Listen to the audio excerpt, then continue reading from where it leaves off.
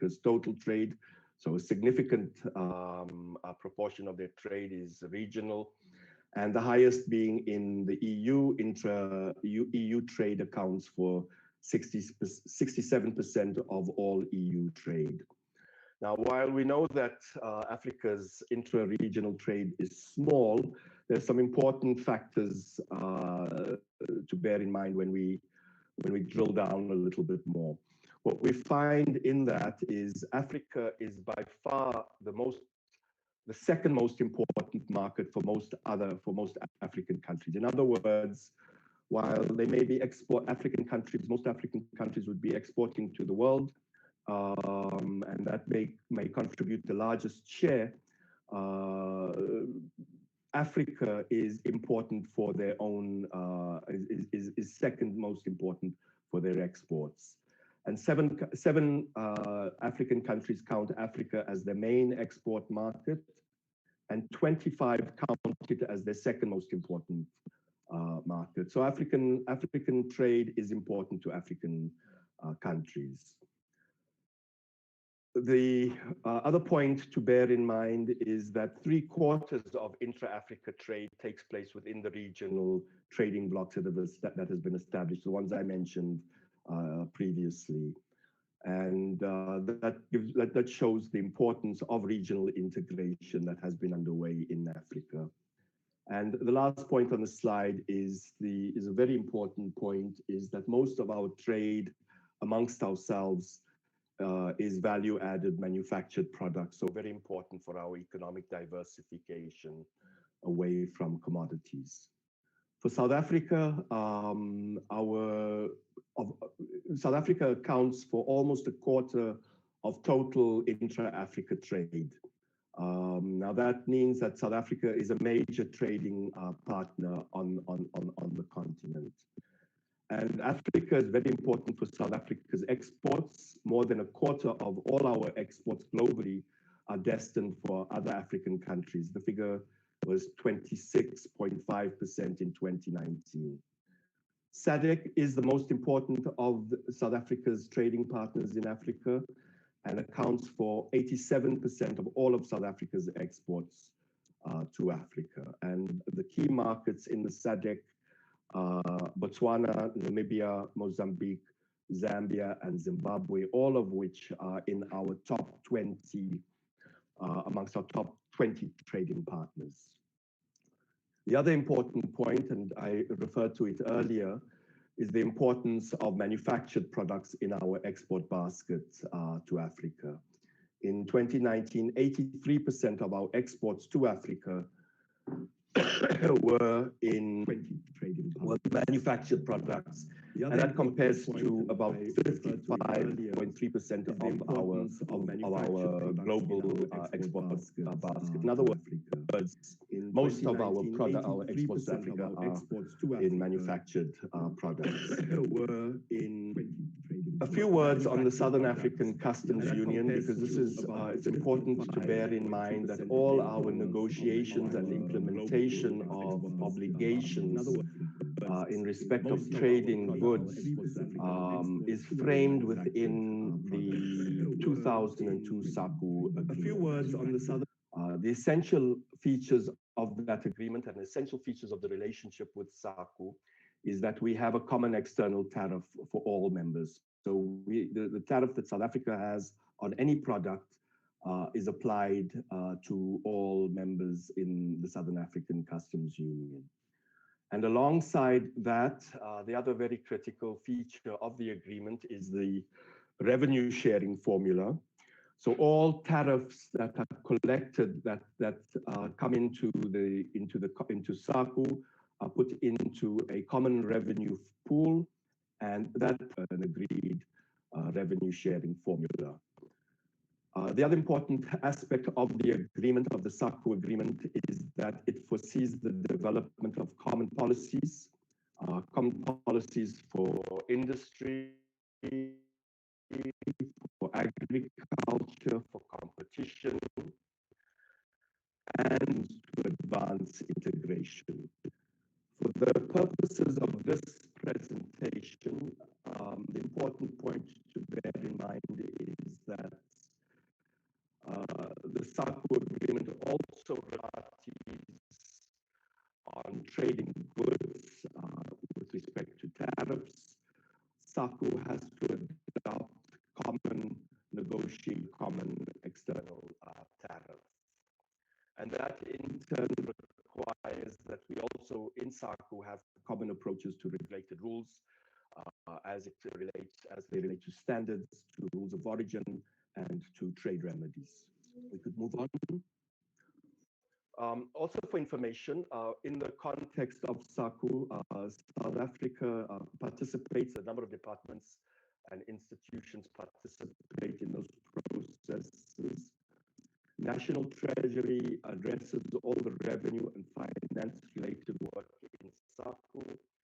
The South African revenue essentially to improve and streamline intra-SADQ border efficiencies. The DTIC addresses matters related to tariffs, rebates, and trade remedies. And as I mentioned, we participate in processes to develop common SADQ positions for negotiations. Currently, the main focus has been on the AFCFTA as far as negotiations go, but we also work on implementation of agreements in respect of the EU and the European Free Trade Agreement processes that are underway as well. So that's where we work with SADQ. Members may be aware that on the 15th of July this year, South Africa took over the chair of SADQ. So we'll hold the chair for 1 year, and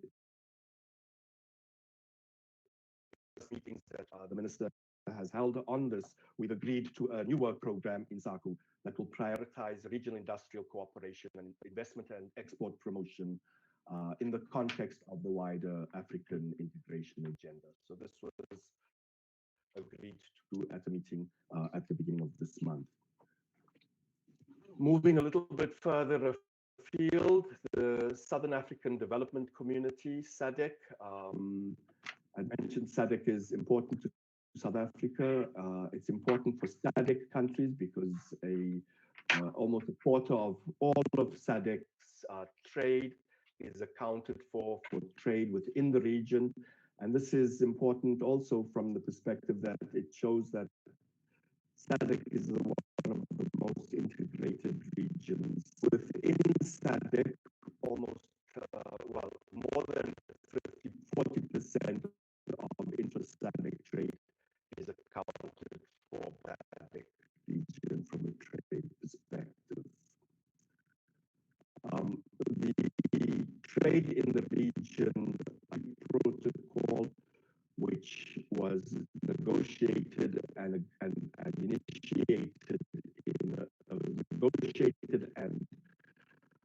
commenced in around liberalized up to a range of about 98% of tariffs in SADC of 2012. So the region is a fairly open market for trade. Out of the 16 SADC members that are members of the overall SADC, the trade protocol, Angola, I'll come back to that in a second, but Angola, DRC, and Comoros were not original members. Angola is in the process of joining the SADC trade protocol. In addition to the trade in goods, there's also a protocol on trade in services in SADC, which sets out a common framework and rules for trade in services in 6 sectors, in communications, construction, energy, financial services, tourism, and transport. Now, out of those priority sectors, negotiations have been concluded in 4 sectors, and 7 countries have ratified. For this to come into force, we would need 10 countries to ratify the agreement. So another 3 need to ratify, and those sectors would be in force. I mentioned that Angola is in the process of seeking accession of joining the SADC trade protocol. It has submitted an offer to the SADC members to reduce its tariffs on around 90% of all of its tariff lines over a period of 10 years. This is a process that is underway in SADC, and members will engage with Angola to review that offer. Currently in South Africa, we're undertaking national consultations in NEDLAC. There are also consultations at the SACU level to assess the offer and to make a response to Angola. We hope that this process will not be too drawn out, and perhaps maybe by next year we could have another member of the SADC, another member to the SADC agreement. The ongoing work in SADC is, for us, is largely to monitor the compliance of measures at country stake. Of course, we're concerned when members implement restrictions on South African exports, and we engage on with them to try to have those restrictions removed. In some measure, this has been hampered by the fact that we have not had an effective dispute settlement in SADC. We had a SADC tribunal in the past that was to enforce the trade agreements, but that was suspended. Tribunal that has been negotiated and signed, it's still not in force. So that is an aspect of ongoing work in SADC.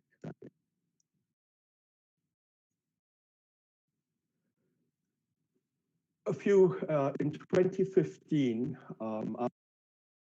after negotiations over about 3 or 4 years, we concluded a framework agreement that linked SADC with COMESA and the EAC. That framework agreement was signed in June 2015. Amongst the 3 regional groupings, there are around 29 members. 22 of them have signed the agreement. So it's a fairly extensive agreement covering a large number of the membership of SADC, COMESA, and the EAC. Out of the 22 members, 8 members have ratified. For the agreement to come into force, we need 14. So there's also work underway in increasing the number of ratifications so that the agreement, the overall agreement, framework agreement, could enter into force. Can we move on? But in order to operationalize the agreement, we are required to negotiate specific agreements between members, relations amongst themselves. So this is an important point insofar as we are not going to negotiate under the TFTA a new agreement with SADC. For South Africa, and South Africa as part of SACU, we're negotiating with countries that are not part of SADC. So in effect, what that means is we are required to negotiate specific trade agreements with the East African community and with Egypt. We have concluded an agreement with the EAC in 2019. There are some issues that still need to be resolved with respect to rules of origin and with autos for that to take effect. The negotiations with Egypt have not moved as fast, and partly because there's a view that we may end up negotiating with Egypt under in the framework of the AFCFTA. So that's the state of where we are in the tripartite FTA. There is, however, a phase 2 set of negotiations on trade and services that are beginning, and there's also discussions that are underway for the framework on cooperation on competition policy amongst the TFTA countries. I think all the members are very much aware of the work that is being undertaken at the continental level on the AFCFTA. The negotiations were launched in June 2015 in Johannesburg at an AU summit. just 3 years later, in March 2018, another AU summit adopted the legal instruments establishing the AFCFTA that took place in Kigali.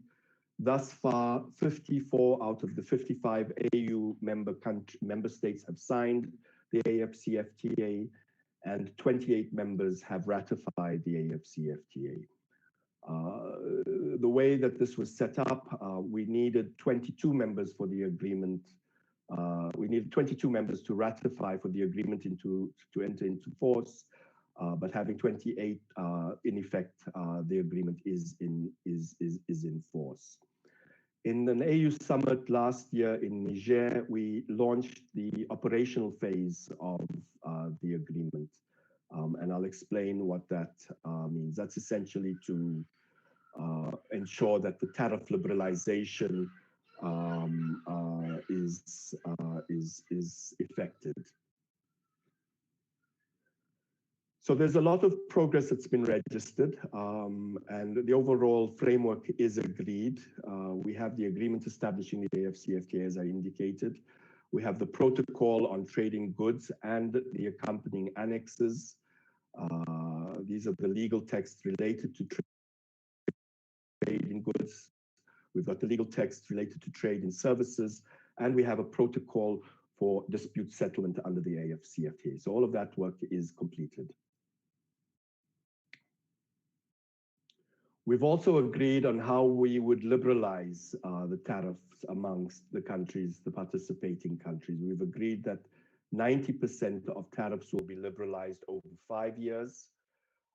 We've also given an indication that least developed countries will have 10 years to liberalize their tariffs, but it's a fairly ambitious objective of 90% of tariffs to be reduced over 5 years. We've also set out that an additional 7% of tariff lines will be liberalized over 10 years. LDCs will have 13 years to liberalize an additional 7% of tariffs. And we've agreed that just 3% of tariff lines would be excluded. We've also agreed on how the tariffs will be reduced. They'll come down in equal installments, 20% cuts of all tariffs over the period of 5 years. We've agreed on how we will deal with trade in services. We've identified key sectors for negotiations, and we have a framework in place for that. We move. Thank you. Operationalize the AFCFTA. We have to conclude negotiations on tariff offers, and for that we need members to submit their tariff offers. And so far we just have 12 or 13 members that have submitted tariff offers. Many more have to submit their offers to get the negotiations going. We have rules of origin which are essential for the tariff, for the overall agreement content in any traded product in order to benefit from tariff preferences. Currently, we have agreement on the rules of origin that cover around 73.1% of tariff lines. So there's still a number of rules of origin, quite a number of rules of origin that still need to be concluded, notably in sugar, in autos, clothing and textiles, but there are others as well. So that's the unfinished business. As far as trading members have submitted their offers for trade services. So again, there we are we're lagging to some extent. The original idea was that we would conclude all of these negotiations on trading goods and services by the 1st of July this year. But given the COVID pandemic and the fact that all negotiations were suspended, we've had to revisit that deadline. Heads of state met virtually at the end of May this year. And in that meeting, they agreed to postpone the date and that we should try to finalize these outstanding issues and to operationalize the AFCFTA by the 1st of January. But of course, this is still very much contingent on how the pandemic has evolved and will evolve. Information as well. South Africa's offer and our position on rules of origin, the mandate for the negotiators is set through our consultations in NEDLAC with business and labor, and on agriculture through the Agricultural Trade Forum. And through NEDLAC, we as South Africa have an offer covering 90% of tariff lines. But that's contingent also on the rules of origin that we have agreed. Rules of origin for auto rules essentially is to ensure that they do not undermine existing industrial capacity in South Africa. We are in ongoing consultations at the SADIQ level. So South Africa has its view on the 90%, but we're still in consultations at the SADIQ level for a developer to develop a common SADIQ offer. Currently, we're probably somewhere in the region of about 87% of lines have been agreed. We're still working to increase the number. So SADIQ should be in a position to make an offer. Another point of information is that on the 30th of September this year, at the end of last month, South Africa assumed the chair of the AU Ministers of Trade meetings that we refer to as AMOT. And that means this is the body that oversees the negotiations, and we'll do that for South Africa. Will perform that role for 1 year. At the last meeting, at the first meeting of under South Africa's chairmanship, that Minister Patel chaired the meeting, we agreed to a work program to a focused work program over the next month or so to try to get submission of tariff offers with agreed rules of origin, and to have that all concluded by the time of an AU summit, which is scheduled for the 5th of December 2020. So quite a lot of work for us over the next month or so.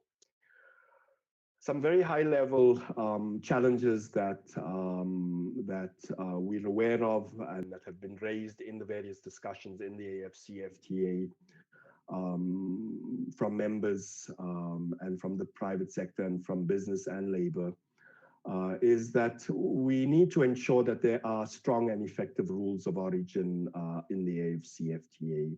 And we need to ensure that there are strong customs controls in order to avoid goods coming from outside the continent and being transshipped through one or another member in Africa that then takes advantage of the benefits of the trade, of the preferences under the AFCFTA accrue to African producers.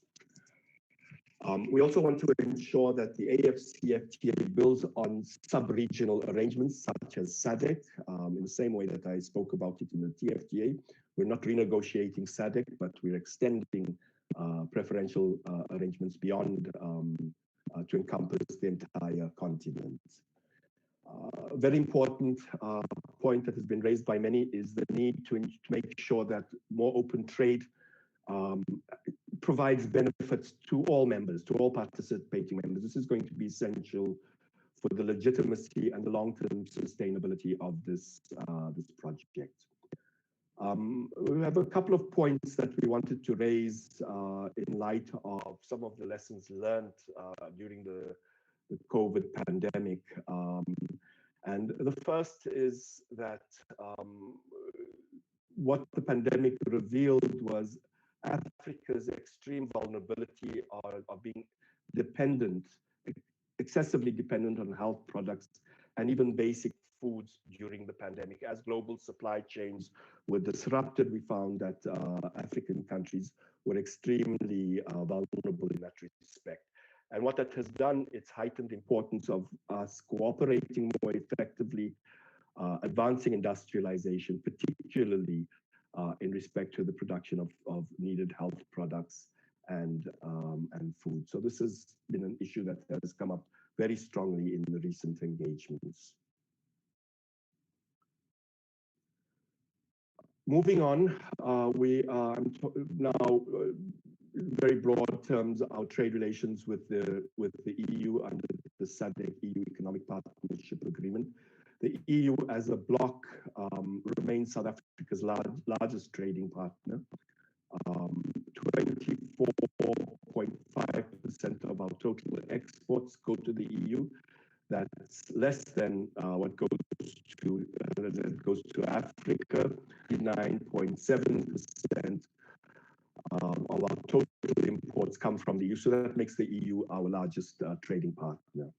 The next figures just show how fast, how large our trade has grown over the last 6 years or so, from 449 billion rand in 2013 to 697 billion rand in 2019. Our exports have grown over the same period from 161 billion rand to 319 billion rand. Our imports from the EU have increased from 282 billion rand to 378 billion rand. So you see that we run a deficit, but you can see that in the latter years, that deficit has been reduced in some measure. In general, the EU runs a large trade surplus in manufactured goods. South Africa runs a small surplus in agriculture and agro-processed goods with the EU. But of course, our main exports to the EU are in commodities.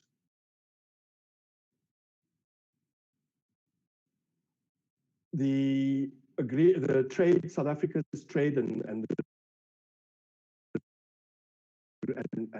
our region's trade with the EU is conducted under the Economic Partnership Agreement that's been in force since 2016. And this brings together the EU on the one side, Botswana, Lesotho, Namibia, Mozambique, South Africa, and Eswatini on the other. Members would be aware that for South Africa, the Economic Partnership Agreement replaced the agreement that we'd had in place with the EU since 1999, the so-called Trade Development and Cooperation Agreement. The main problem with the TDCA is that this was a bilateral agreement with the EU, and it was not an agreement between the SACU countries and the EU. And so in negotiating the EPA, the key objective for us was to make sure that we established an arrangement that preserved the SACU common external tariff, that all the SACU members were part of it. Of course, Mozambique also joined in. So we managed that. The other objective in those negotiations was to improve our access to the EU market in particular products. So we've seen improvements in terms of our access for fish exports, for 32 agricultural products. We've also seen some improved rules of origin in the EPA as compared to the TDCA. And we've also managed to negotiate some additional policy space for export tax, agricultural, special agricultural safeguards. We had a great deal of interest from South African wine exporters in particular, that South African wine names should be protected in the EU market, and through a protocol on geographic indications, we have protection for 102 South African wines, and we've got protection for 3 of South Africa's specific agricultural product names: Rooibos, Honeybush, and Karulam. some recent developments in the EU, in our relations with the EU, 18, following due processes that are required. The SADIQ introduced a safeguard duty under the EPA agreement against EU chicken imports at a rate of 35.5%. Now, the way it works is that it's phased down over a period of 4 years. So it would, this safeguard will terminate in 2002. At the beginning of this year, the EU gave an indication that it was going to initiate a dispute, an arbitration against the SADIQ measure. But given the pandemic in March, they then indicated that they would delay establishing the arbitration panel until the status currently. Our view has been that the measure that was put in place is that we followed due process, that it's legally sound, and if the case was to be pursued, we would need to defend the measure in an arbitration. There are other engagements that are ongoing with the EU. We're looking to see if we can begin exports of poultry into the EU. There's a process underway for that. We're looking to horses from South Africa, and we're also looking to improve the processes of border measures that would allow South African wine to move more quickly through the borders through electronic certification of wine exports. And then the final point to make on this is next year, the formal review of the Economic Partnership Agreement, 5 years after it came into force, needs to start. So we need to start to prepare for an overall review of the EPA next year.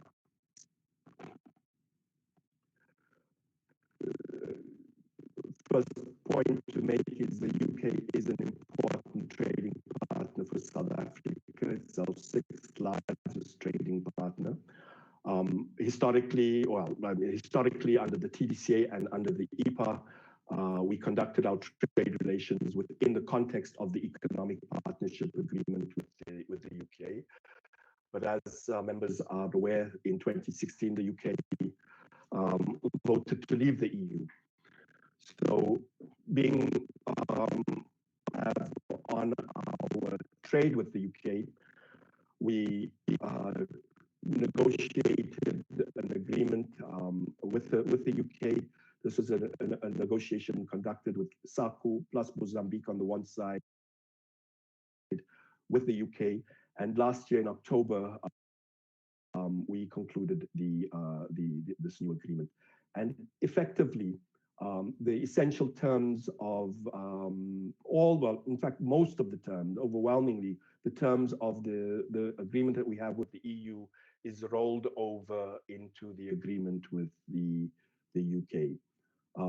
Members will also recall that Parliament ratified the agreement at the end of last year.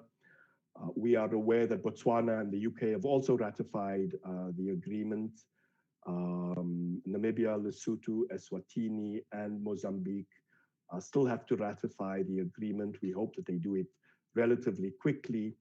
And we expect that all of these processes would be concluded before the end of November this year for implementation on the 1st of January, when the UK is expected to leave the EU. And that would ensure that there's no disruption to our trade with the UK.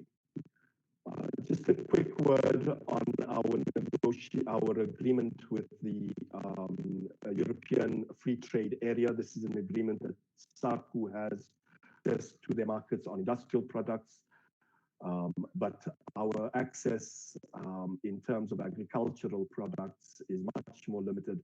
And so there's a discussion underway to improve our access to the EFTA market in agriculture. And of course, EFTA is looking for further access to the SADIQ market in a number of products. This is a process that is still ongoing. We could, next slide, please. Coming to our trade relations with the US. US is still a very important trading partner for South Africa. It's our third largest trading partner, and it has been for a number of years. We also benefit from two non-reciprocal preferential schemes, the African Growth and Opportunity Act and the Generalized System of Preferences. Essentially, these are non-reciprocal, so South Africa doesn't offer this to the US. The US offers this to developing countries, to sub-Saharan African countries, and South Africa benefits from that preferential access.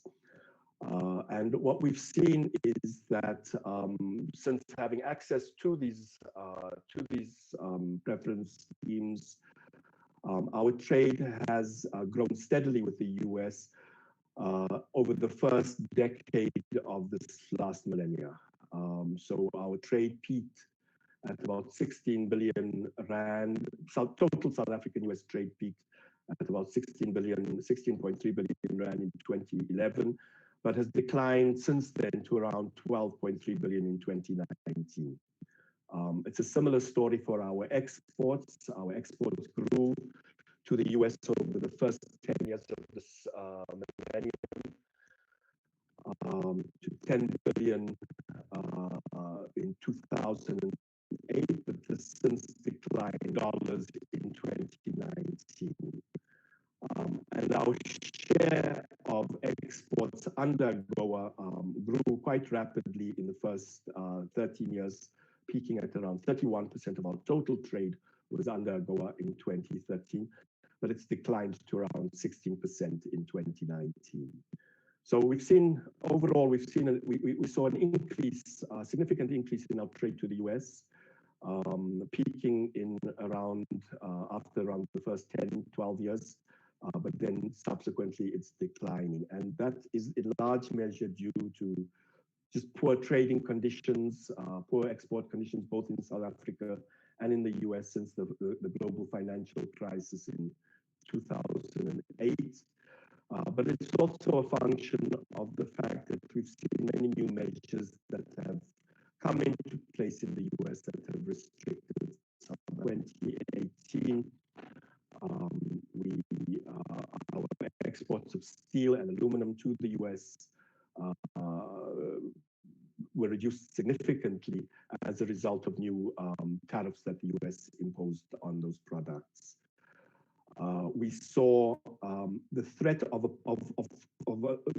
a possible similar action in autos around the same in 2019, also affect our exports to the US. And this, while there were no tariffs imposed on autos, just the fact that they were thinking about it prompted companies to change their sourcing decisions. And the effect of that was that in 1 year, in 2019, our exports to the US declined by over 50%. So that was a big impact on our trade relations. We've also seen regular reviews of South Africa's eligibility for AGOA and the GSP over the last few years, and the effect of that has been to dampen trade. It creates uncertainty for South African exporters, and when that happens, they start to look at other alternatives, and this has had a negative effect on our exports to the US. Looking a little bit further into the future, we also need to be aware that in 2025, AGOA will expire. The US has indicated this at the last AGOA meeting. They are beginning to indicate that we need to start to think about what happens post-AGOA. What the US is proposing to African countries is that after AGOA is terminated, they should start thinking about entering into free trade agreements on an individual basis with the US. They've also indicated that they recently concluded agreements with the US, Mexico, and Canada would be the model that they would be advancing. Have some experience. SADIQ did try to negotiate an agreement with the US in around 2004, 2005. Over a couple of years, we participated in the process to negotiate. But what we are aware of is that US free trade agreements are very extensive. They cover a wide range of areas. There are significant demands that are made, and there's relatively little scope for flexibility. These FTAs generally call for full tariff liberalization or close to full tariff liberalization on industrial and agricultural goods. So that's an important factor to take into account. They also require extensive market openings in services trade. They have rules on investment, market openings for government procurement, strict rules on finance, intellectual property, and more recently, they've added in many rules on digital trade. So as we still have time to look at all of this, but we will need to carefully consider the implications of these agreements and what other options would be possible after AGOA in 2025. A few words on the BRICS. The BRICS is not a trade agreement as such. It is a platform that brings together India and China. They set this up in 2008 and South Africa joined in 2010. It's essentially a forum for dialogue on cooperation on a range of matters, including on trade. On trade, the engagement is focused on practical cooperation, exchange of information, exchange of best practices, sharing information rather than, so it's not a negotiating body for rules per se. We've used the BRICS platform as a way to encourage BRICS partners to invest in productive sectors in South Africa, in manufacturing in particular. And we've also used the platform to advocate and promote South African exports of higher value added products. At the last BRICS meeting last year, Minister Patel had raised the issue of addressing under-invoicing, which does have significant impact, negative impact on the domestic economies. And the BRICS also provides an opportunity for discussion on whether we can coordinate approaches in our engagements in the WTO. So it's largely a dialogue amongst the members. This slide just tries to unpack a little bit what our trade and imports, our exports and our trade with BRICS is, our exports and our imports from BRICS.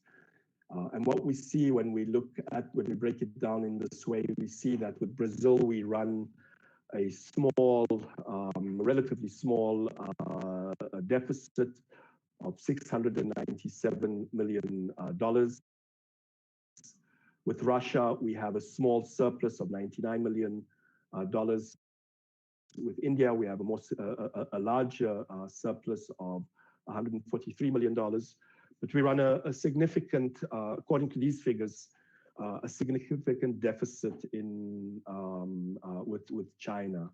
Now, I must say here, we've had this discussion with China about the deficit, and the Chinese, there is some dispute about whether or not we're counting it the same way. The Chinese don't share the same view, but this is according to the figures that South Africa uses.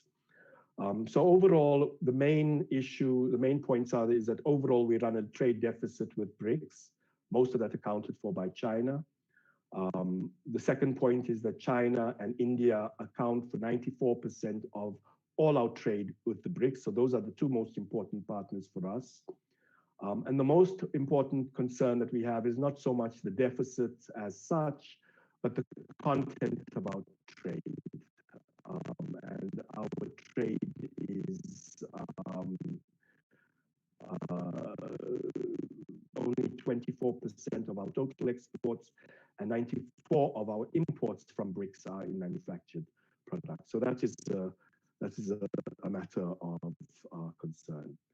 We have two other agreements that we have been discussing. The one is a preferential trade agreement with, between SADIQ and Mercosur, Mercosur being Brazil, Paraguay, Argentina, and Uruguay. This agreement was negotiated, some very limited agreement, just providing preferences for each other on around 1,000 tariff lines. It's not much to report on that. We had tried a similar effort, a limited preferential tariff preference arrangement between SADIQ and India. There was difficulty in making progress in the negotiations, and then it was suspended for a number of years.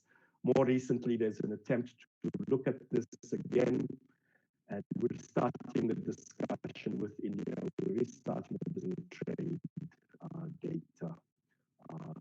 So nothing much more than that to report on this front. We're getting to the end. The last few slides. This is just broadly setting out South Africa's approach to the multilateral trading system and to the WTO in particular. The first point to make is that South Africa is a supporter of multilateral cooperation in general. We believe it's essential to manage interdependence among economies. And we support, in principle, the rules-based trading system.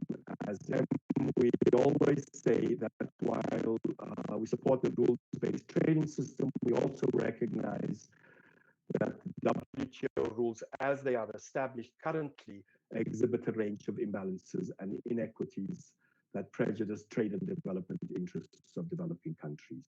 South Africa is not alone in saying that there are many countries, many developing countries that share similar concerns. We point to, in particular, very significant imbalances in agriculture, imbalances on industrial, with measures that we try to use to support our industries that were previously used by now developed countries who want to support their high technology-intensive industries. They can provide extend the international trading regime has been structured in that respect. We also see some imbalances in intellectual property rights protection. We all recognize that intellectual property protection is important to create incentives for innovation, but we're also aware that it also facilitates monopoly rents for the firms with those patents.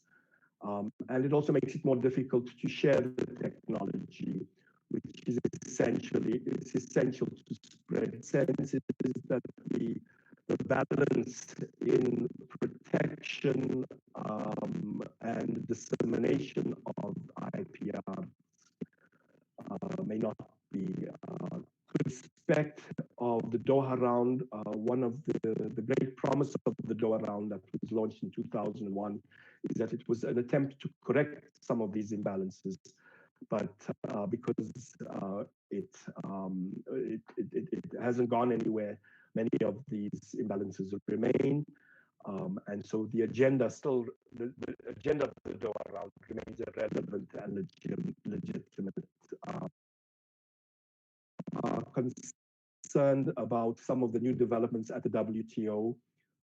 Members would be, I'm sure, would have heard and would have read about in the media the fact that the WTO dispute settlement mechanism has been disabled to some extent.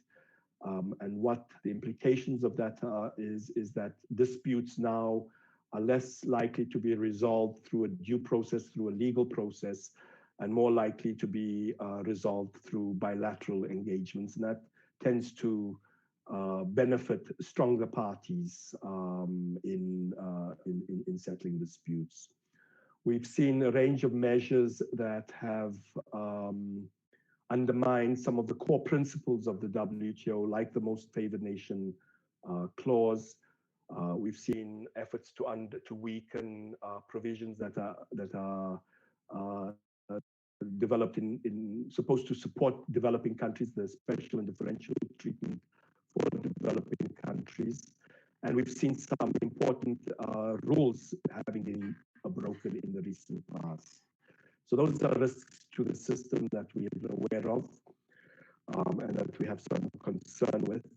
We're also concerned that there's been a tendency now to move to what we call plurilateral negotiations, which are negotiations among smaller groups of WTO members, rather than trying to advance negotiations with the full membership participating.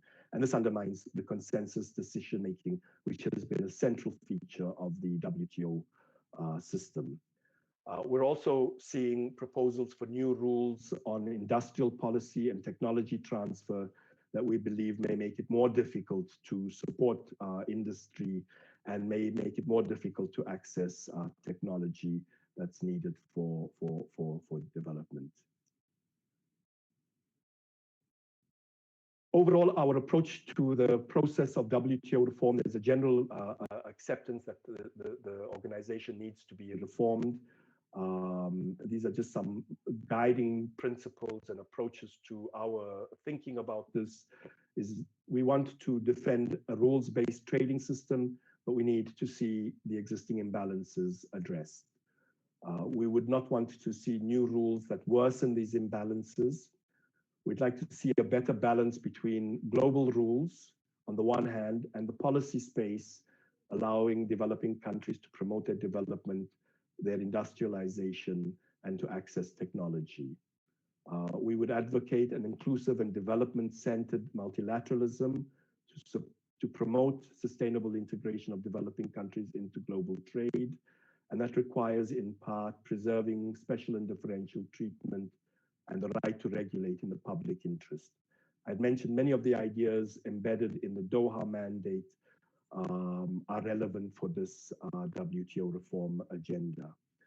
In respect of the issue that has become more prominent recently on discussions on e-commerce, our approach is that we need to focus on cooperation rather than global rules, that we need to focus on overcoming the digital divide, on digitalization that is unfolding across the world. And we need to be careful that we need to ensure that we preserve the space for digital industrial policy and to avoid rules that would simply lock in the advantages of the first movers that have that benefit from the current situation.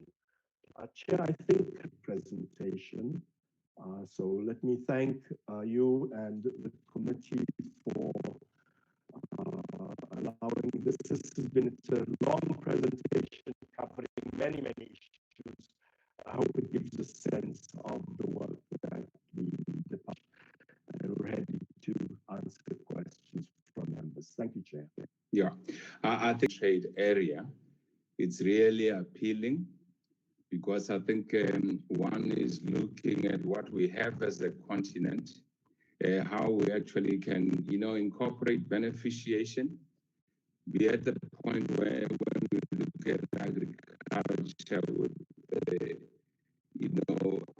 issue of the rains we get and what products we can grow where, not moving huge quantities of unprocessed material with different areas adding value to what becomes the of our continent. We will invite members.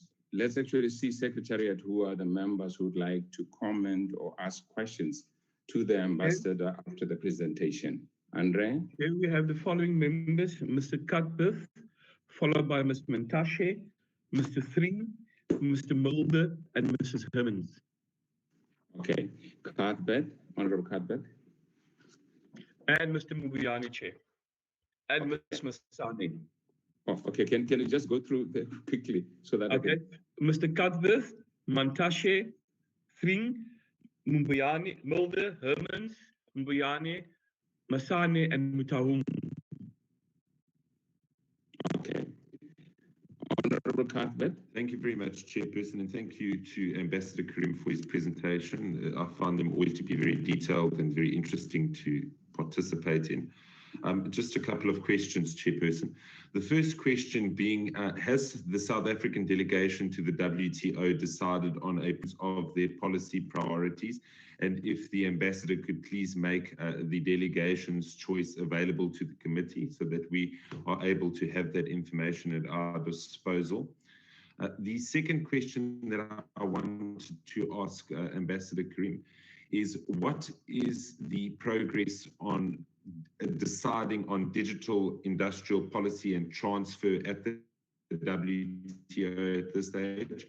As far as I understand, there have been no rules that have been developed and tabled before the broader WTO, and I wanted to know if we could get some, feedback as to how far we are with that and what South Africa's input has been in that regard, Chair.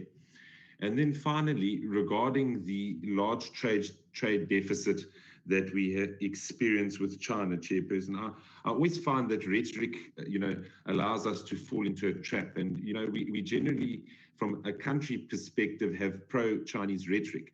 But when we look at the numbers for what they are, Chairperson, we are actually, on the end of a bad deal, considering the fact that we have almost 6 billion in trade deficit with China.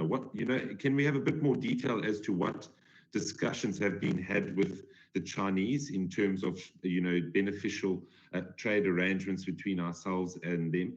And is it not time to maybe put this down to a formal trade agreement that favors us more so? Because, we've seen countries, in West and East Africa that have, fallen for the Chinese trap through the One Belt and One Road initiative, where they allow their debt to be taken on or to be leveraged by the Chinese. They come in and build infrastructure that is not worth their while and falls apart in a matter of years.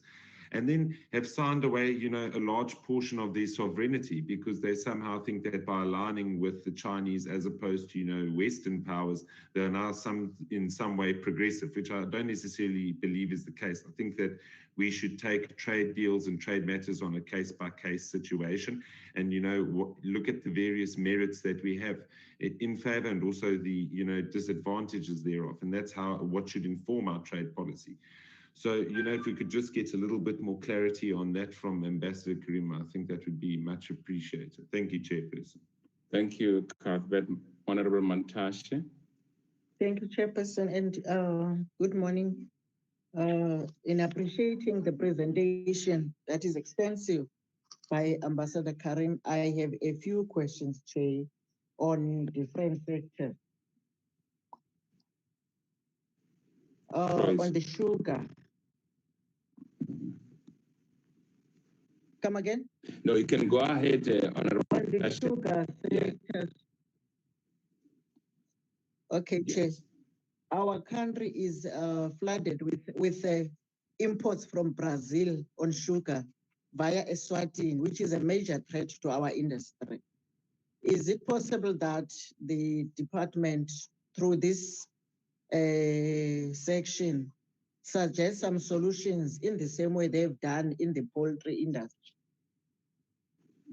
Secondly, Chair, I am worried that I appreciate that there's been progress in negotiations with SADIQ in the likes of SACU.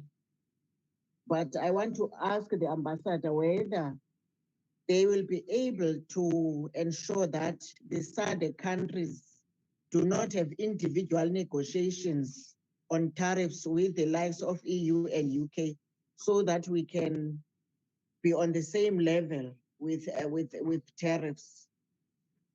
I also want to check, Chairperson, what progress has been made with respect to the negotiations on the SACU revenue sharing formula.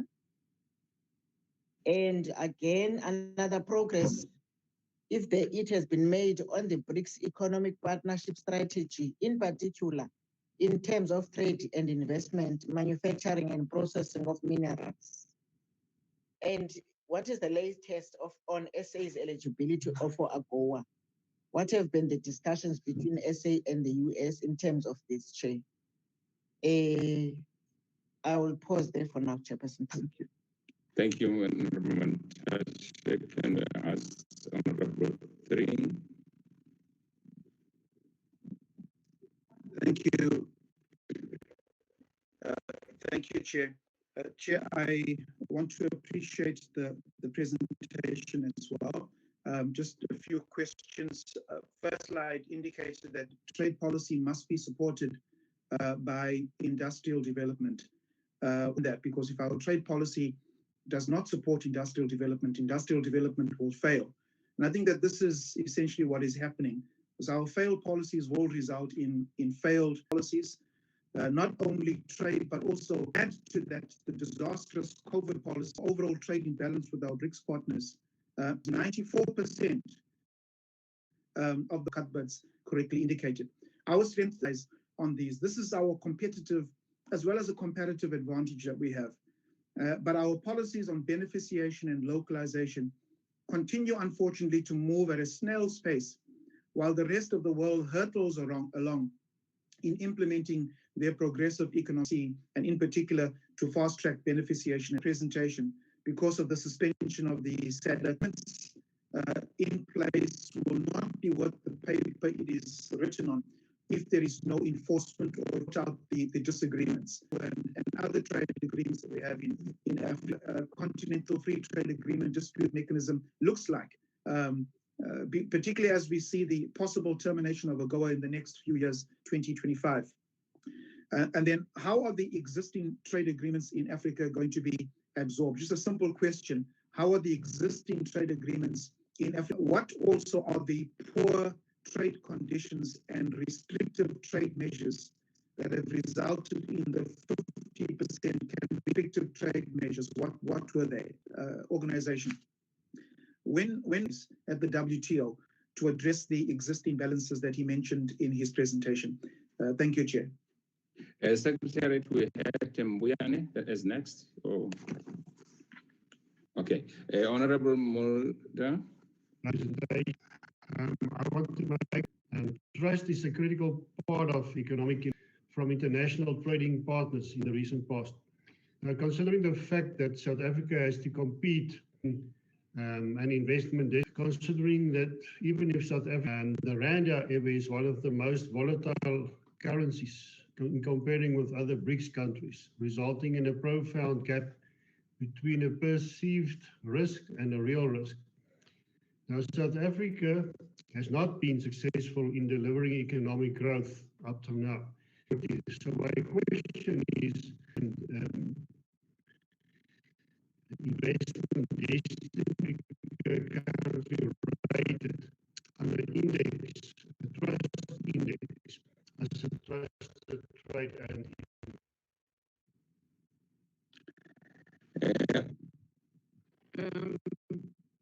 Hi, thank you, Chair.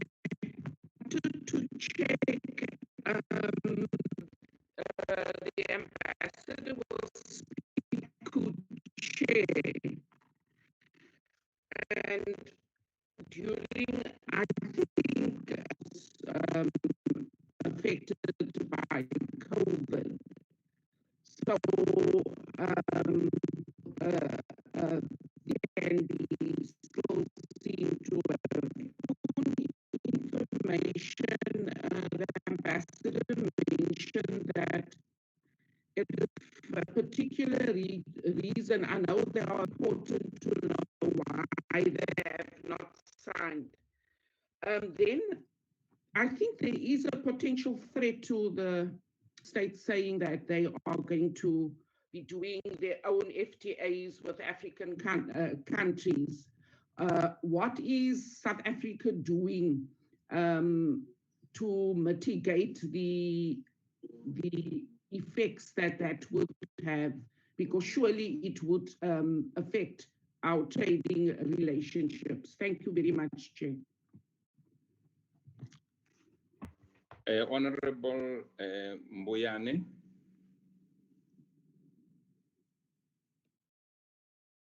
Chairperson, thank you for the opportunity. Let me first welcome the presentation from Dr. Karim. Chairperson, let me start by just checking on the emergency of unilateralism and the protectionism and disregard of the rule-based international trade system. How has this impacted on South Africa's trade agenda in particular and the global trade in general? Then, Chairperson, can we just be briefed in terms of how the COVID-19 and the lockdown affected the implementation of the AFTA? And what is the update on the implementation thus far? Maybe, Chair, on the last one, I'll just check the BRICS. It's a forum for dialogue and cooperation on matters of common interest. Then I'm not so sure how are we going to deal with the trade, the world trade issues in terms of the BRICS, because the BRICS for now was just established for forum as a dialogue and also cooperation. So now looking at the trade and looking at the trade deficit, are we being assisted as South African from the BRICS or from the cooperation that we are in, Chairperson? Thank you very much. Secretariat, I'm not sure if ever there's still any further hands. If we can just speak. Yes. Ms. Msani, Chair, and Ms. Mutahun, Chair. Honorable Msani. Thank you very much, Chair, and thank you for the presentation from the Ambassador. I just have a few questions to the Ambassador, Chair. Looking at all these trades that South Africa has, especially if we can also broaden it to the continent, to say that the regional blocs agreements, especially in the African continent, we find that there are too many. So it's commonly referred to, they are known as a spaghetti bowl. Is there or has there been talks? I'll start with South Africa by saying that when they get into agreements like the SADQ and the SADIQ to integrate, to maybe align these agreements into a linear path, if it's possible, because, for example, South Africa tends to get into too many agreements, which end up being, you find certain member states that appear in BRICS, for example, will appear in another agreement. Can't these countries find a common agreement, especially in the African continent, without a duplication? And then when we go to BRICS, Russia in a few months ago recommended that we drop the use of the US dollar as means of monetary trade. What was the South Africa stance with that regard, especially also now that we want to implement the African Continental Free Trade Agreement? What would it take for the continent to, instead of using a US dollar, to use another form of a currency? Because looking at African integration, we are looking forward to a common currency. It doesn't matter how long it takes, but that's the direction of what the Abuja Treaty said Africa should look like at the end. And I want to check with the Ambassador of these regional traits that we have. Also with the continental trades, how many of them are, would you say that they are common markets? And Mr. Cuthbert mentioned that some African countries are getting into a debt trap. with China. Has there been talks amongst Africans when it comes to these deals with Europeans, Americans, and now Chinese, in order to preserve the sovereignty of these countries? Because these African countries end up getting into a debt trap, which will eventually compromise the idea which we have of a united Africa. And eventually this African continental free trade might not end up being with actual African countries because they would have lost their sovereignty. Thank you very much, Chair. Thank you, Honorable Mtaung. Thanks, Chair, for the opportunity. I have only 2 questions. My first question will be, South Africa is ranked number 84 on the easy of doing business out of 191 economic globally. How has the current measures by the DTIC, such as the peace portal, increased trade for South Africa? And then how do we ensure the expansion of South African trade on the continent, and especially to the West and the North Africa? Thanks, Chair. Thanks very much. Sure, for comments and questions.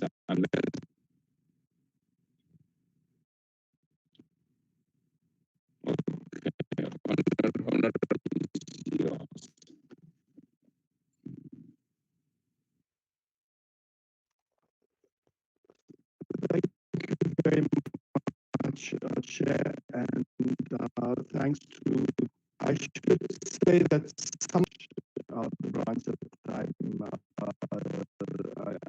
work in, and responsibility.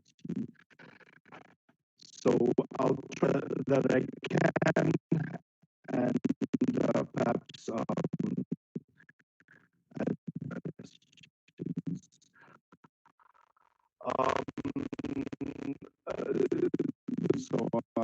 also, where they are overlap, DG post in the WTO has been positioned at the start of this process. We had provided our support. There were 3 African and Kenya, and we've maintained that position throughout. So his view has been this last stage, with just a few more days, final outcome of that process. Candidate from South Korea, both women, that South Africa's position has been part of the African position on was our approach to the digital general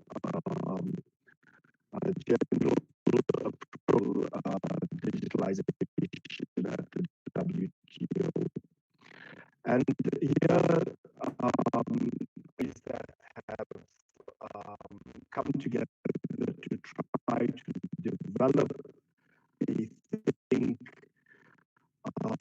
could be agreeable and that they would want to continue. That process is still will indeed come up with, and that's one question. It's that process is unfinished. A second question would be if they do agree, WTO, for that agreement to become a WTO. Questions that are still in countries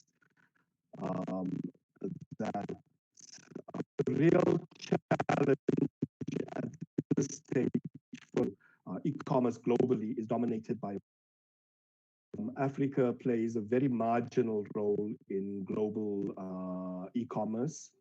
And so we are more concerned about ensuring that we have the space to develop our domestic capabilities, concerned about the implications for employment, what would be the impact on South Africa's already very high unsustainable employment level, about what the implications for taxation are. There are questions about anti-competitive practices in the digital economy. So there are a range of issues that need to be discussed, and we think that that is the implications before starting to tools in the area and the issues much more carefully. The question, there were a number of questions with China. The fact of the matter is that South Africa's international dependent of mining products, and we are not sufficiently diversified, particularly in respect of our export. We export more manufactured goods. I mentioned that Africa is one of the regions, we're part of Africa, but where our exports, there's a much larger content what our trade in commodities vis-a-vis our trade in manufactured products. We are continually making efforts to expand out with China. We continue to do it with China. There are some successes that are being read. We also need to focus much more intently on building up our industrial support mechanisms. And there were some questions about how far we are on that. And I think from that point of view, the colleagues on industrial development are better placed to talk about issues of localization. National trade perspective, our objective is to make sure that we don't open up the economy in ways that undermine our industrialization. We want to make sure that we try to find opportunities to boost our exports of value-added products. There was a question related to that of whether or not we should be thinking of a trade agreement with China. What I would say is that that could be an extremely build up our industrial base. A region of at least 90% of tariffs would need to be reduced to zero. And in an agreement like that with China, we would see severe pressure being put on the domestic industry. So the approach in general has been to actively promote inward investment in the manufacturing sector in South Africa to build up our manufacturing. Raised about sugar.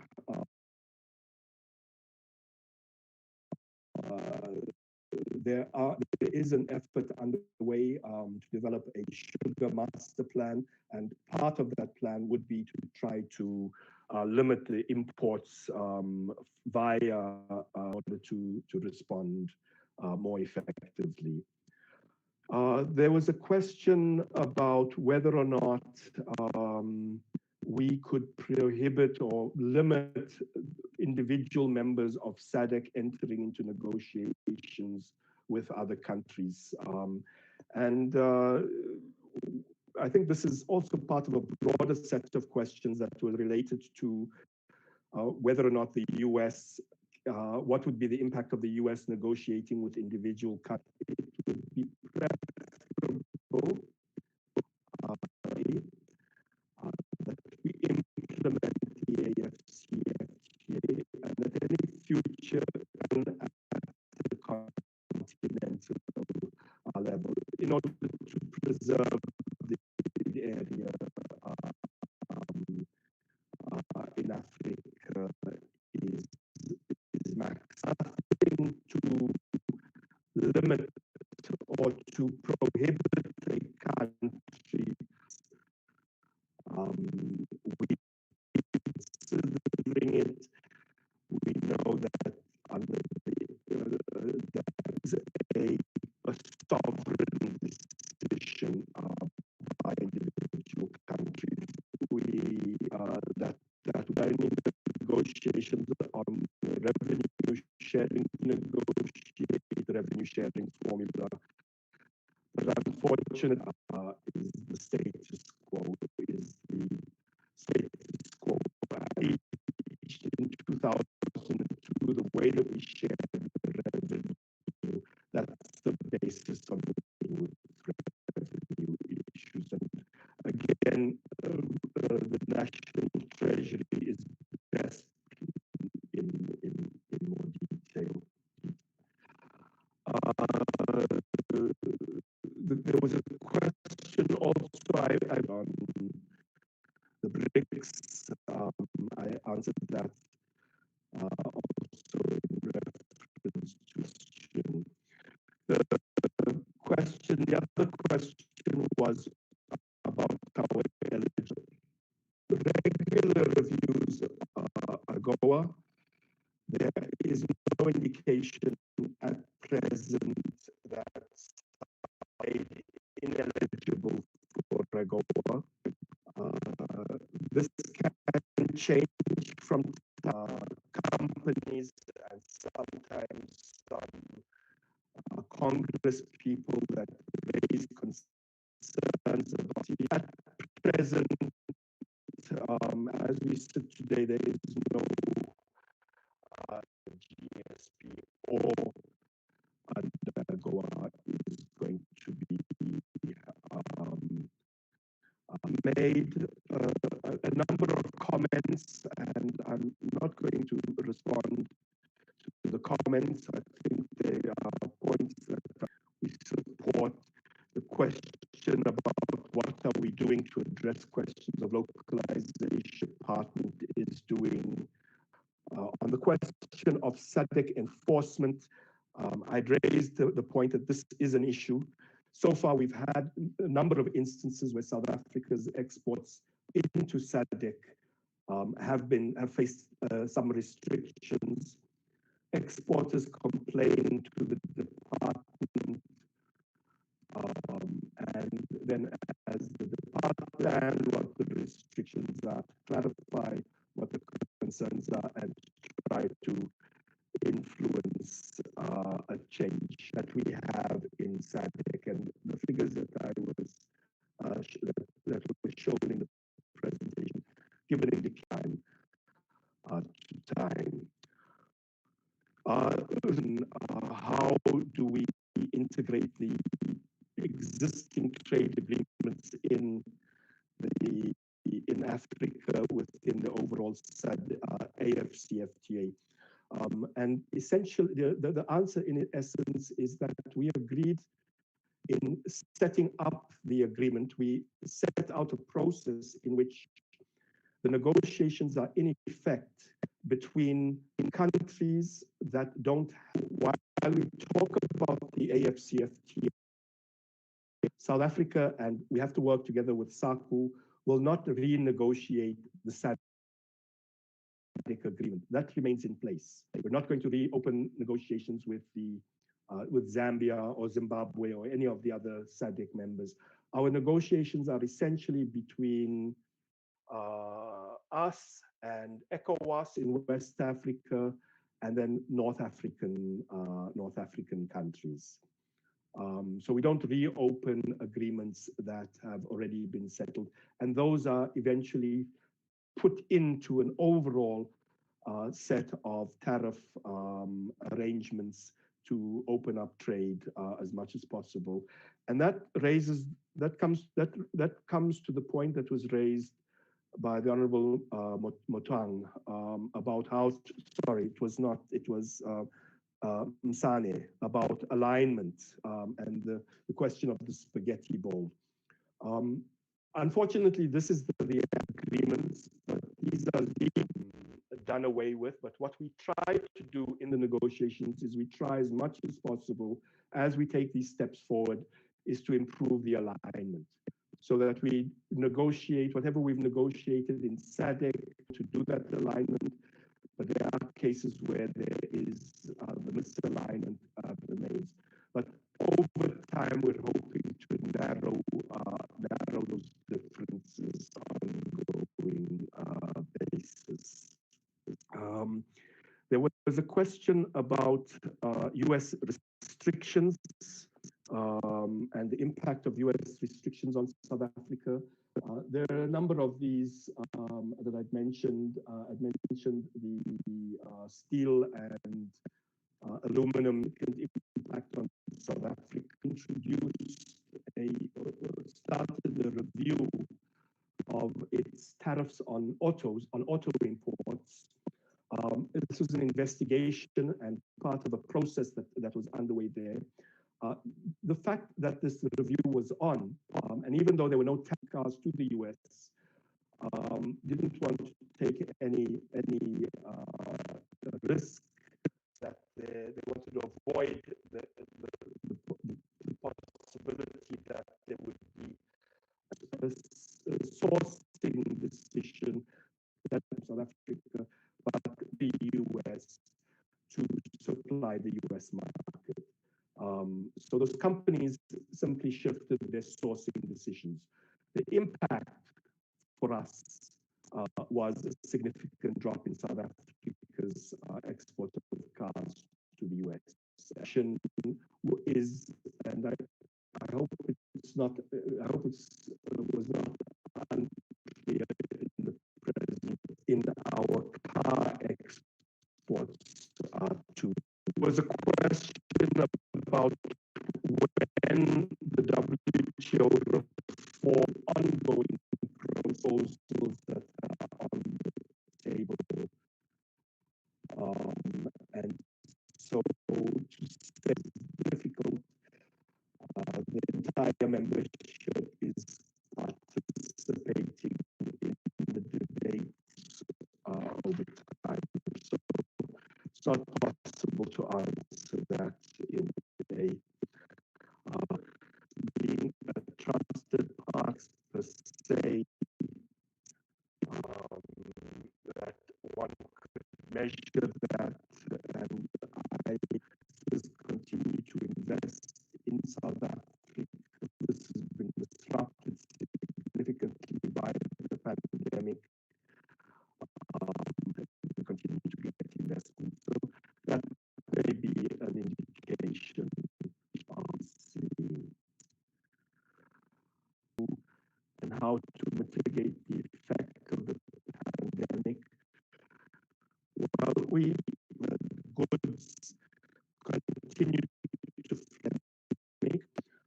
There were some restrictions that we ourselves had imposed, but we tried to ease those restrictions very quickly so that SACU countries wouldn't be negatively affected.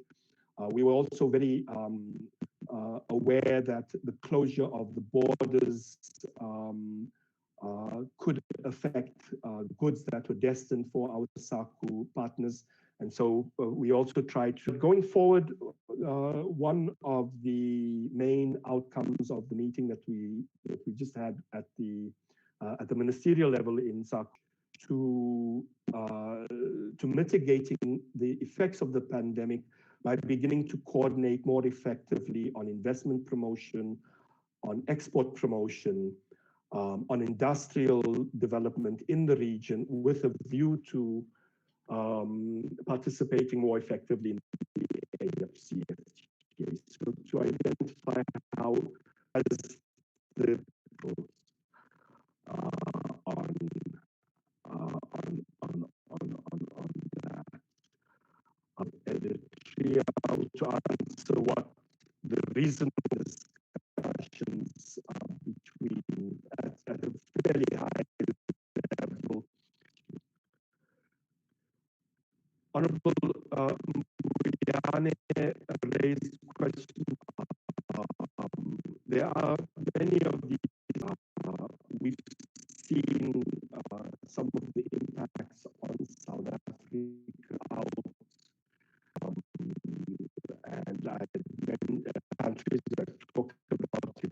SADIQ.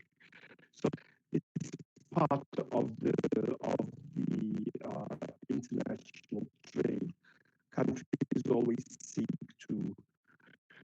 The real question is, I mentioned that some of the measures that relate the rules, and in the absence of but this is made within the rules, and even for South Africa, we can raise our tariffs if we but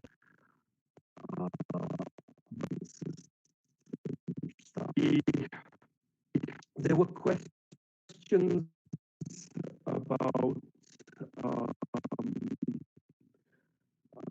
it with the BRICS and with the point that I would make in this an avenue where we can export some value-added products, and we could push, and so that's sort of we do. The questions as the trade, there are ongoing discussions globally on this, and again,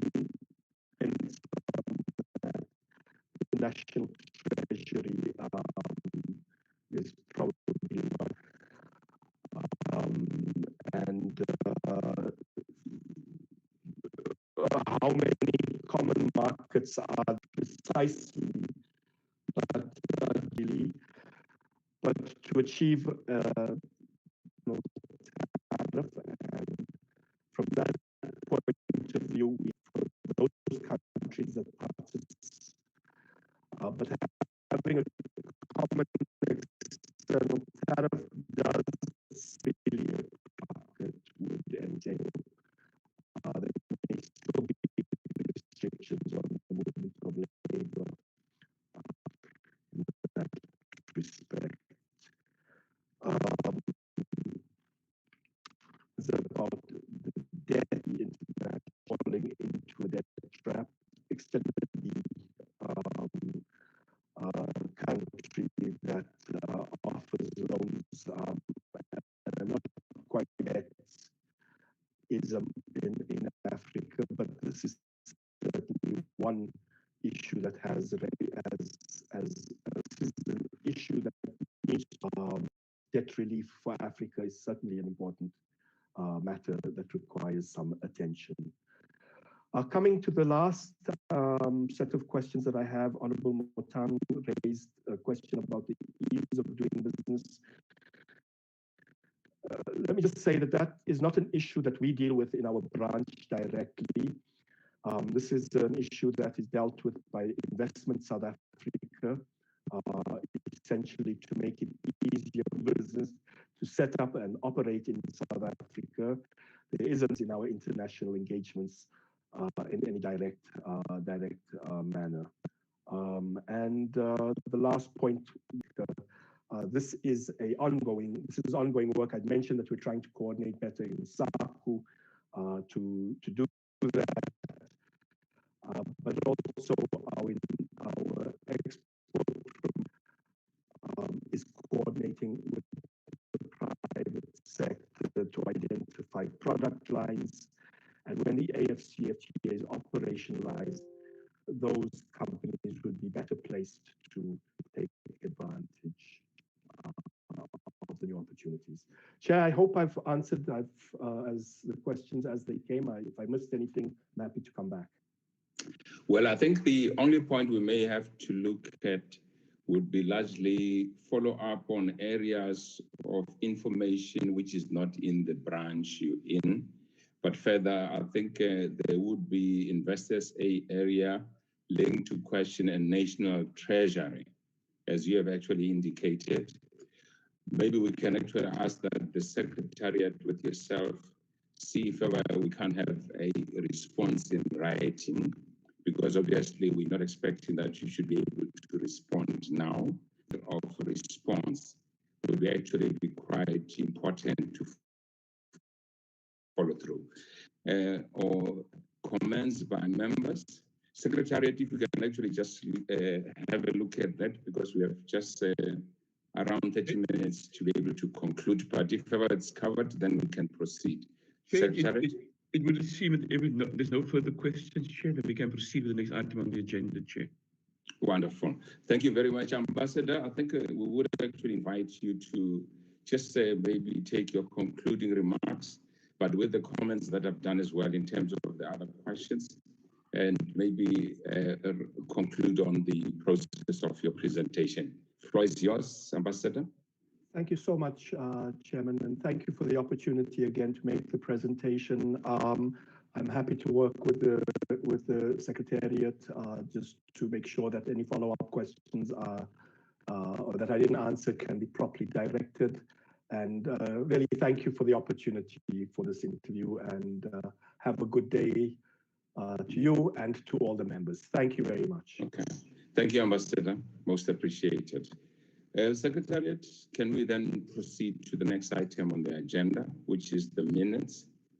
If we can try and, yeah. We will be sharing the minutes dated the 1st of September for the committee's consideration, Chair. We do have the invited. If we can just scroll down, there's actually issues relating to attendance, relates to the presentation. If you scroll down, scroll up, because you actually move. So we did actually have those opening remarks, and further we did actually have the issue of the agenda. You can scroll down. Deliberations of the remitted bills, protection, copyright and protections program, with those actually highlights of issues that were raised under that item. If we can actually proceed further. And we actually did have a resolution in terms of the committee on the outstanding question, in terms of those questions being responded to in writing. The meeting did actually then conclude at about 11:23. It's actually a point where maybe one would like us to check from members if the minutes before us, honorable members. I'm sure you're able to actually go through the minutes because they were circulated before. Can I take comments from members around the 1st September minutes? Honorable members. Chair, we have Mr. Mbuyani's hand up, Chair. Honorable Mbuyani. Chairperson, thank you very much for the opportunity. I rise to propose that we adopt the minutes. There's a move for the adoption. Mr. Hermans, Chair. Honorable Hermans. I second the adoption of the minutes, Chair. Thank you. Thank you very much. You look at the next set of minutes. The next set of minutes, Chair, will be the 2nd of September, Chair. The 2nd of September. We do actually have the briefing of DTIC and the Lottery Commission in terms of outstanding matters. There was considering of minutes and consideration of the 4th term committee program. President were the members listed in different parties through, you can scroll down. And we did actually have the DG who was actually present, and then we did actually have the NLC team that we actually did attend, and there were actually issues that we highlighted relating to the issues that were listed below. And we can scroll down, and there were actually issues that we're looking at, related issues in terms of the NLC and issues of COVID-19 relief fund. We can proceed. There was actually an adoption of the agenda there were actually issues relating to the DTIC and the national lottery pertaining to the program. We have to look at the DG did actually help us through the presentation, participated as well as Prof, the chairperson of the NLC. I think there were issues that were actually highlighted, including the broad-based Black economic empowerment criteria relating to non-profit organizations. If you can scroll down further, we did actually have the consideration of minutes. There were listed set of minutes. If you, as you have them as item 4 of this minutes, can proceed, scroll down. There's issue of consideration of the committee program. And we did actually have the discussions where we had an agreement. And further, there was actually issue of the resolution of the committee on the outstanding responses in writing by the NLC. We did actually agenda the area that we need to correct, or maybe you're actually comfortable with the record as reflected on the minutes before you as members. Honorable members? Chair, Ms. Mutahung, Chair. Honorable Mutahung. Thanks, Chair. I move for adoption of the minutes of the 2nd of September. Okay. Chair, Can I actually Chair? Honorable Cuthbert. Thanks very much, Chairperson. As far as I remember, and I had terrible network on that day, there were certain questions that the NLC said they would come back to us in written format. If Andre could please follow up on those particular questions, Chairperson. We'll do so, Chair. Okay. So you will then be seconding, Cuthbert? Chair? Yes. I seem to recall that there was a document sent to us with responses. Let's actually have a follow-up with the Secretariat. I don't remember very well, but I think we can actually ask that it be, yes. We have sent it, Chair, but we can always resend it, Chair. It's not a problem, Chair. Okay, okay. So, yes. Chair, honestly, I follow my emails very closely, and particularly what the committee secretary sends to us. We did not receive any kind of responses. And there's divisions within the department that have reported to us haven't stuck to our 7-day deadline, because usually the following Monday we always used to receive responses, and they just don't seem to be sticking to that arrangement. Okay, can we just actually ask now, we can be able to actually make sure we follow through. In terms of the minutes before you, I'm sure there was a mover. If I can just check if I was Mr. Mbuyane, Chair. Honorable Mbuyane. Yeah, Chairperson, thank you very much. I was confused because we were dealing with matters arising in the minutes, but we should be just agreeing on the minutes, what is the true reflection of this. Thank you, Chairperson. Second. Yeah, no, I think you might find that certain things were not maybe processed. I think that was the point which was coming. Check if ever there's any objection. If not, can I ask that we take the next set?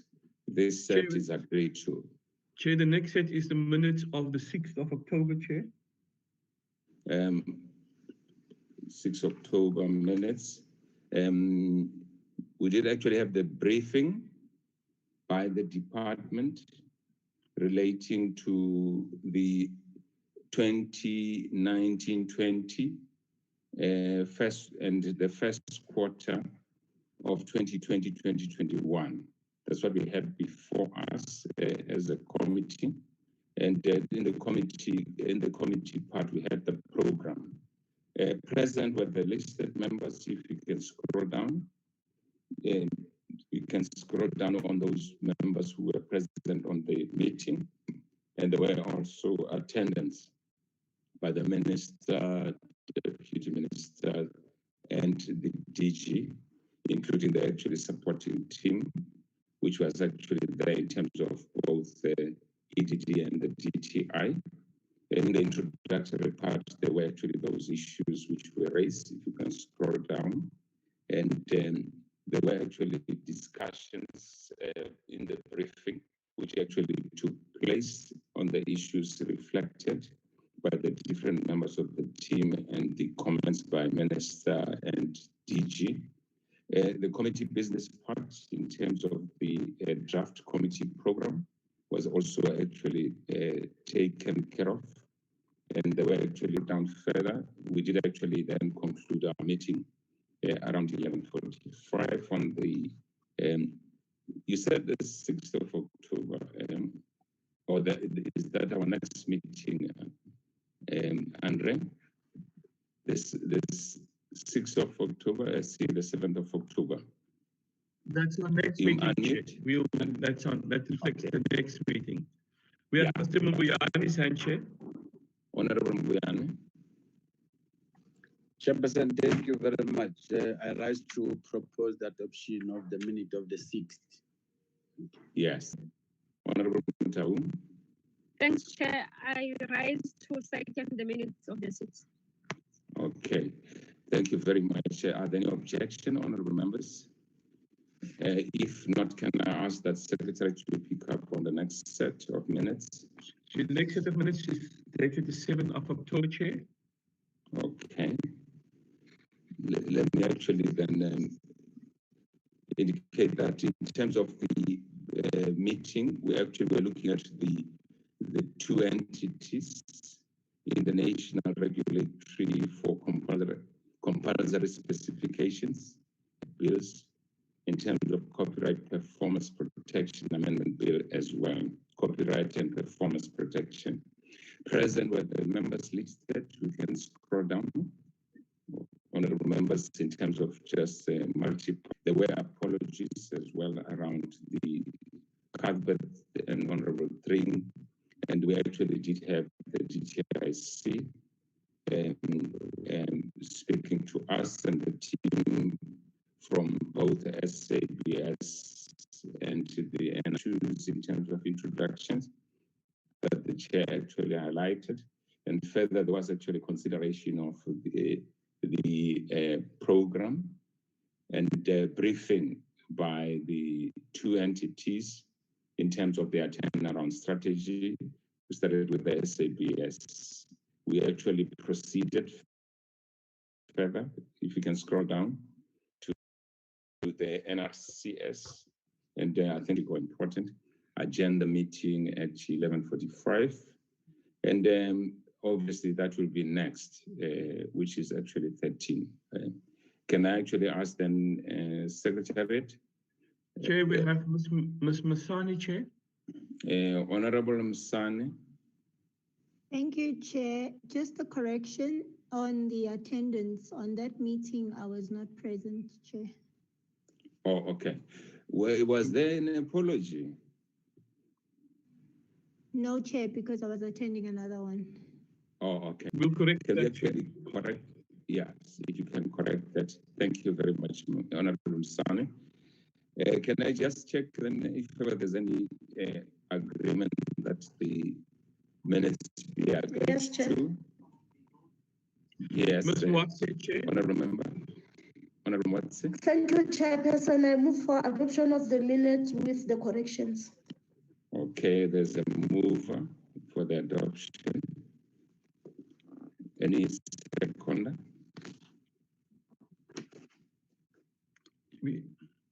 Minutes? Let me Mrs. second Simmons, the Chair. Sorry, I didn't put my hand up. Mrs. Simmons. Okay. Honorable Hammonds. I second, Chairperson. May I just check then if ever there's any objection, Honorable Secretary?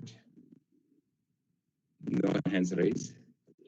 So the minutes are agreed to. I'm sure those were the 4 sets of minutes we had for today's meeting.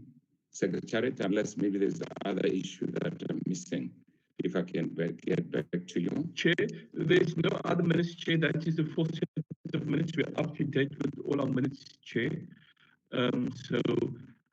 There is no agenda items have been completed, Okay. Chair. Okay. Thank you very much.